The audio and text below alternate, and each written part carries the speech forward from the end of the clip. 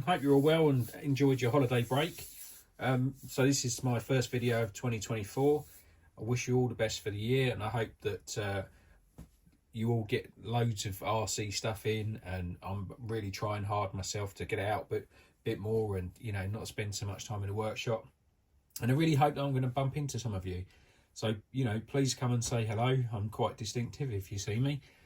Be great to catch up with some of you.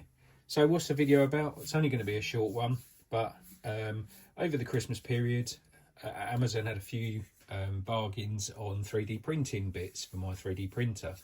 So I've invested a little bit, upgraded it, and going to show you the results.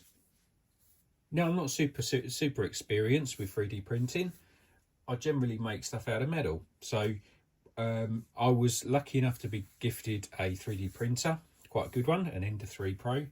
And over the years, couple of years, I've done a few upgrades to it, and I have to say that the two upgrades that I've done over the Christmas period have been the best upgrades so far, I think.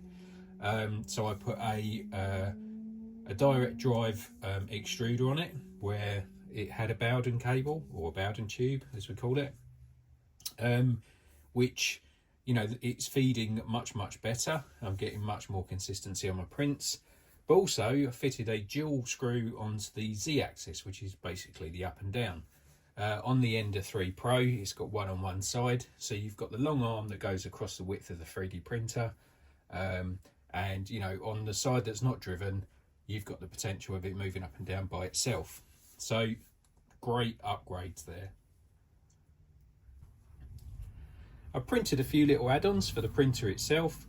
Nice little drawer that goes underneath, and a ball raced roller that goes on the top where the filament goes. And all these things, they're all sort of contributing to making better prints. So one of the first things that I've printed for the actual shop is some of these little scale axle stands. Now, I'm sure loads of you out there are 3D printing professionals, but I'm not, okay? I'd like to make stuff out of metal, but just, you know, just bits like this, to be honest, it would take me ages to make something like this out of metal. And these look fantastic. I just downloaded a file from one of the sites. I think it was Thingiverse. Comes in 2 parts. Did a little bit of research on how to print them, as in, you know, settings, etc.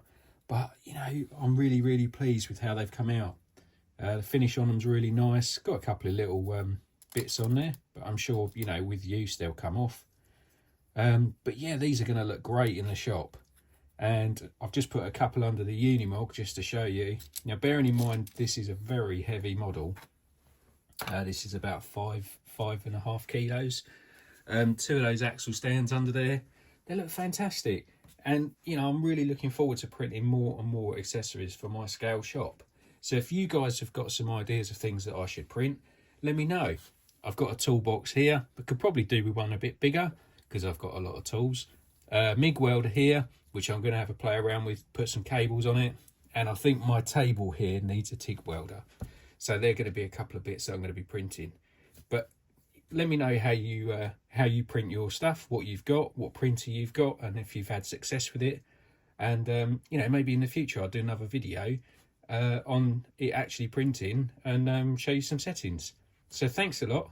Hope you, and wish you a really happy 2024, and I hope to catch up with you out on the trails. Have a good one. See you in the next video.